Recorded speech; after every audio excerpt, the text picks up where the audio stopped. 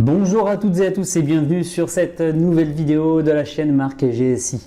Alors c'est un plaisir de vous retrouver aujourd'hui après deux semaines d'absence à peu près. Mais aujourd'hui c'est parti pour une nouvelle vidéo. Alors on va aborder un thème, une vidéo un peu différente de ce que je fais d'habitude, qui s'appelle le test du marshmallow. Je vais vous parler de ce test. C'est une vidéo qui aborde un sujet un peu plus psychologique, entre guillemets, en tout cas, une psychologie qu'on peut adapter à celle de l'investisseur. Alors n'hésitez pas à me dire en commentaire si ce type de vidéo vous plaît et si vous aimeriez en voir plus. Et bien sûr, ajoutez toutes vos recommandations et mettez un pouce bleu si ce contenu vous plaît.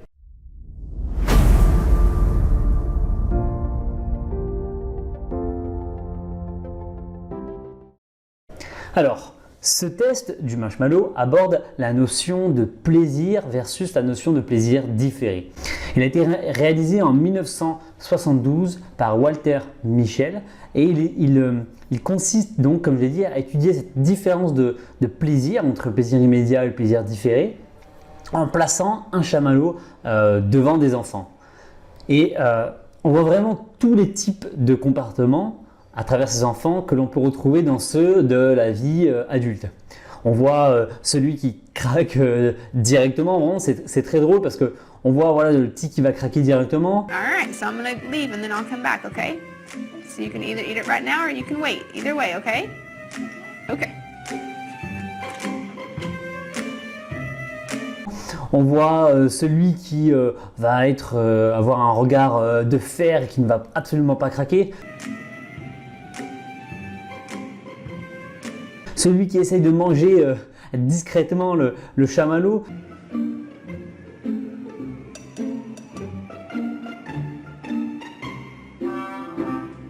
Et ceux qui tiennent mais qui souffrent, quoi, c'est dur.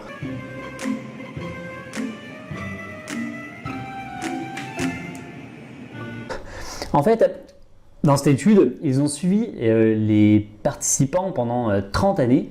Et ils ont constaté que ceux qui avaient réussi à différer leur plaisir, donc à attendre, donc le test consistait à placer un chamallow devant des enfants et à dire voilà, vous aurez le droit à manger un deuxième chamallow quand on revient, en ne donnant pas de limite de temps. Et bien, ceux qui ont réussi à attendre dans la vie professionnelle ont plus de réussite. L'un des liens que l'on peut faire donc, avec l'investissement long terme est par exemple le fait de vendre immédiatement après une prise de bénéfice par exemple, alors que on constate en bourse que quand on ne vend pas son action même après avoir effectué des bénéfices dessus et qu'on la garde sur le long terme, alors le pourcentage de bénéfices sur le long terme est plus important, mais également celui d'acheter une entreprise quand son prix était très bas, alors que ce n'est pas le prix qui devrait en premier lieu nous influencer, mais plutôt vraiment les fondamentaux de l'entreprise et ses performances financières anticipées, mais également passées. Voilà, et surtout le business model, qu'est-ce que fait l'activité? Est-ce que l'on comprend le business de l'entreprise? On peut aussi faire un lien avec les comportements un peu compulsifs dans la manière de gérer nos dépenses. Parce que comme je l'ai dit dans l'une de mes dernières vidéos, investir, c'est bien, mais pour le faire, il faut savoir gérer son argent, gérer ses dépenses et gagner plus que ce que l'on dépense. Et si on a un comportement impulsif, c'est-à-dire que si on dépense immédiatement alors de se différer, de se contrôler, on va avoir des difficultés pour investir et pour mettre de l'argent de côté. Donc c'est tous ces liens que l'on peut faire et votre manière de résister à la tentation face à un achat compulsif va donc avoir un lien direct avec l'argent que vous pourrez investir chaque mois. Donc je fais cette vidéo pour vous donner aussi quelques solutions.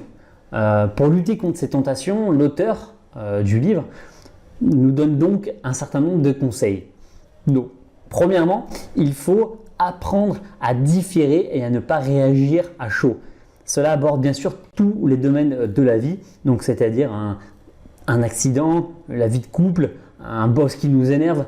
tous les domaines de la vie où on pourrait réagir de manière impulsive, il faut avoir du recul et être capable de se contrôler, car dans la majorité des cas, ça sera un choix gagnant. Donc il y a plusieurs techniques à mettre en place, comme en premier lieu par exemple la technique des si alors. Donc ce que vous pouvez faire, c'est noter dans un carnet toutes les réactions disproportionnées à un sentiment, à un comportement qui vous a fait réagir. Vous mettez tous ces déclencheurs, toutes ces situations et vous notez les si, c'est-à-dire si il se passe telle situation, alors je réagirai autrement. Donc vous notez, ces si sont en fait les comportements qui vous ont fait réagir et alors vous mettez la solution, c'est-à-dire la manière dont vous voulez réagir après. Et vous vous répétez ça. J'insiste parce que ce n'est pas le fait de le noter dans un carnet, de le lire 2-3 fois et de le poser. Non, c'est un travail qui est dur puisque le cerveau, vous savez, c'est quelque chose, une sorte de pâte à modeler, mais plus on grandit, plus on vieillit, plus cette pâte à modeler durcit. Et surtout, pour la modifier, il faut vraiment beaucoup de répétitions. Donc, vous pouvez déjà noter tous ces déclencheurs et vous les répéter pour que ça fasse un changement. Donc, d'abord, vous faites une description objective, vous les notez et ensuite vous implémentez. Exemple, si je passe devant le frigo, je ne l'ouvre pas. Si mon réveil sonne à 7 heures, alors je me lève tout de suite ou alors je vais faire mon sport. C'est vraiment la répétition qui permet de rendre ce mécanisme machinal et donc de supprimer la difficulté à se contrôler. Il faut que ça devienne un automatisme. Vous faites ça avec toute chose significative car, comment dire, il faut implémenter ça de suite et avec même des petites situations du quotidien. Donc chaque petite victoire va vous aider, va vous permettre de persévérer dans la poursuite de vos objectifs et ça va vous aider, vous permettre de développer, à cultiver un esprit plus optimiste, mieux vous gérer les frustrations, les échecs et la tentation. Et cela va fonctionner comme un système de récompense. Donc ce nouveau comportement va générer un peu une gratification qui va conforter donc votre détermination à tenir ces nouvelles mesures. La récompense, c'est une dopamine, hein, c'est un peu comme une drogue, voilà. Ça va donc augmenter la valeur de ce comportement.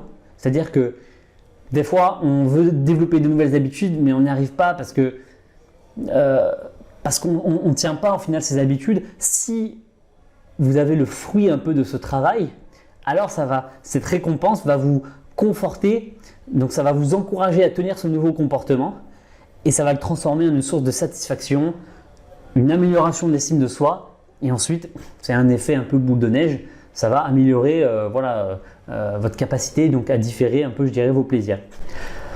Sur un plan un peu plus psychologique, je dirais, vous pouvez utiliser des distractions. Alors, bon, distraction, pas forcément psychologique, mais voilà, vous pouvez, quand vous avez quelque chose qui vous tente là tout de suite, utiliser des distractions, penser à autre chose.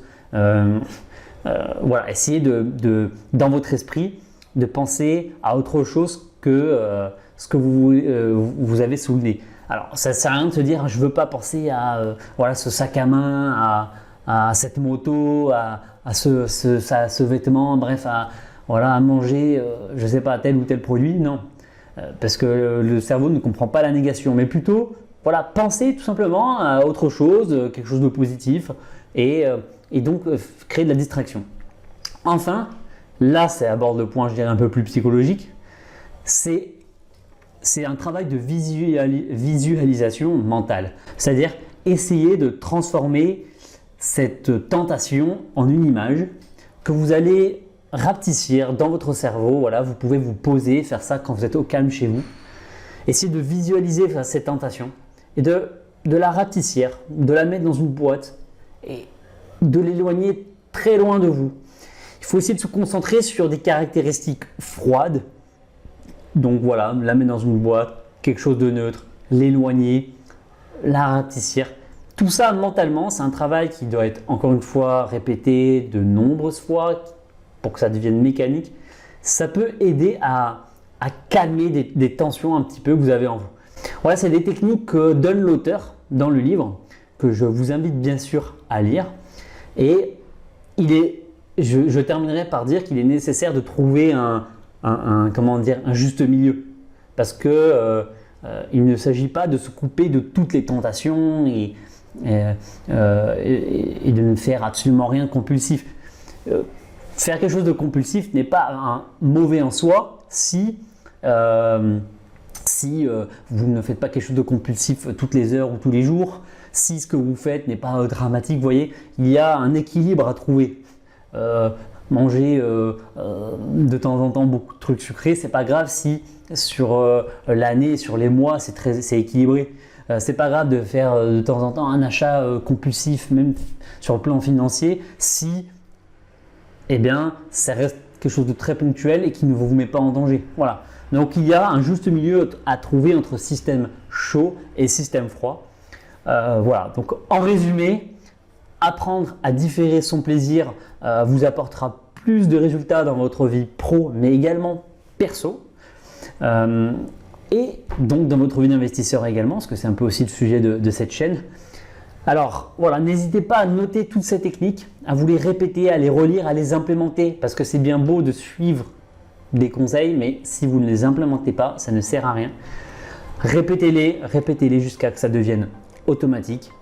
Et puis voilà, j'espère que cette vidéo vous aura plu. N'hésitez pas encore une fois à vous abonner, à partager, à commenter et à laisser un maximum de likes.